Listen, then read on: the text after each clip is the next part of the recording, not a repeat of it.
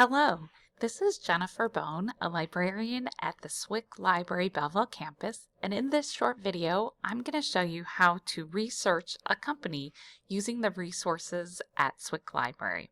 First, navigate to the Swick Library homepage. You can go to swick.edu, and then from the top of the page, you can hover over Student Services and select Library from the drop-down list, or hover over Community and click on Library from that drop-down list. When you land on the page, go ahead and scroll down underneath the picture towards the middle of the page and you'll see a blue rectangle. This is what we call our search widget, and this is where you can start your search. Now, one place that's a good area to go to just get facts about a topic or a company would be the Find Facts tab. On our blue widget, we have areas where you can search for articles, for books and movies, and just the facts. When clicking on the Facts tab, you can type your company in here and get a results page that gives you good, reliable information. I'm going to type in Apple Incorporated, so Apple Inc., so I can research the company Apple, and I'm going to click Go. It will prompt me to sign in with my eStorm information. So this would be your student ID number and your SWIC password.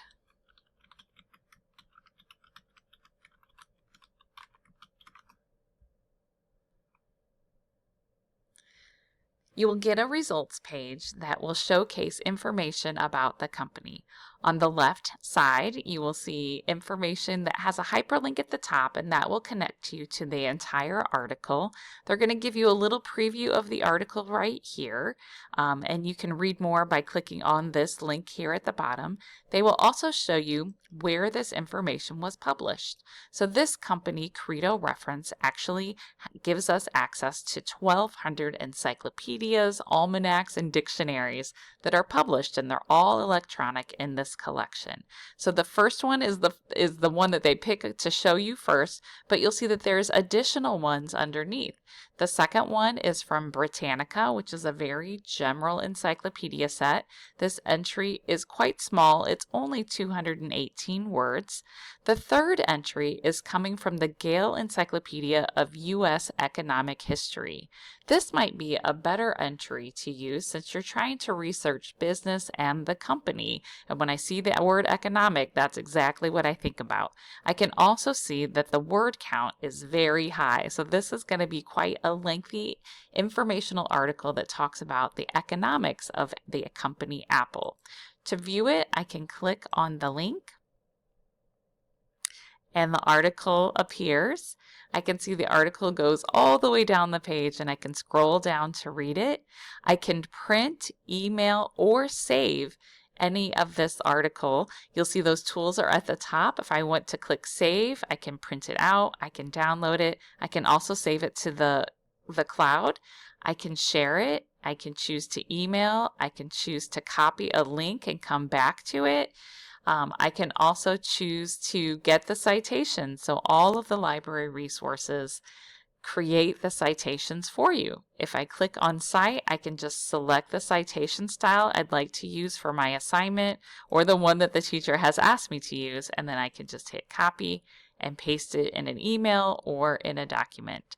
They also have related searched words over here, so if I wanted to look more in depth at any of these terms, I can click on it.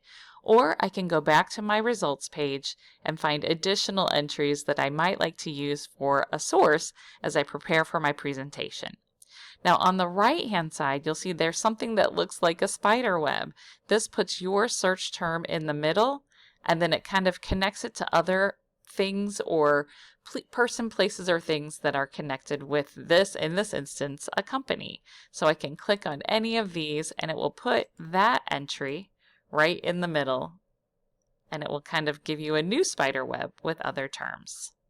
So just keep that in mind that this is one source that you can use. You have to have a total of 4 sources, and you could get 2 of your sources from this Credo reference resource.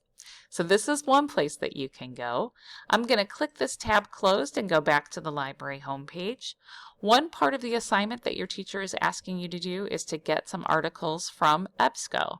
So you want to find the article tab and click on that. You'll see that you have 3 options of where to search. These are called research databases, and your teacher has specifically requested you use EBSCO and get 2 articles from there. When coming in here, you can type your company name. I'm going to type Walmart, but I'm also going to add the incorporated just to help with my search and try to focus more on the company versus articles that just might mention the word Walmart. When I come in here, I can see that my topic is right here in the search box. I have a total of 24,000 articles. That's quite a lot of articles. And then I can look at the articles that are coming up. This first one's from The Economist. I like that because it's business focused. And then I can also see that it was published recently. And that's a really great thing that I would like to focus on. Your teacher wants you to find current articles about your company. To view this particular article, I can click on the title and see if I can read it. Now this one does not have one-click access, so if this is an article that you would like, you can always email this information to me. So you can always click the share button and you can do the email feature, and then you can get my email address off of the web page, put it in the box and send it to me, and I will know that you want me to get a copy of that for you. Or you can stop by the library or give us a call. Sometimes students even copy and paste this information. Now when I look at this list, one thing I do like is that it has this subject area. So these are the words that are being referenced to in the article. And I see that comparing the Walmart that's listed here and the one that I typed in, one has the dash in it and mine does not. So I might have more success if I use how they type it in versus how I typed it in. So I'm going to click on this subject heading right there, and then I can see how many articles I retrieve. The total articles retrieved was 22,000, which is fantastic.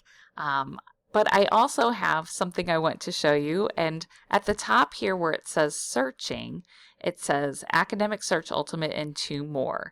Think of this as the number of stores you're shopping in a shopping mall. If you click on this link at the top, it shows you additional collections that you could shop for articles in. This one right underneath the 3 that are already checked is a business resource, which can help a whole bunch when you're looking up companies.